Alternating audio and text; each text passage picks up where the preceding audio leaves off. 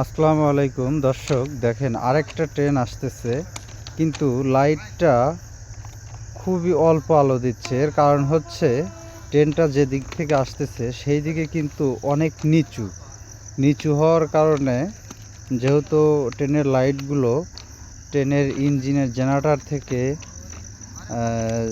চলে, সেক্ষেত্রে দেখেন লাইটের আলোটা খুবই নিম্নমানের হয়ে আছে। এই দেখেন ধীরে ধীরে একটু কাছে আসতেছে, ফোর্সটা একটু বাড়তেছে, মানে ধীরে ধীরে সমতলে আসতেছে।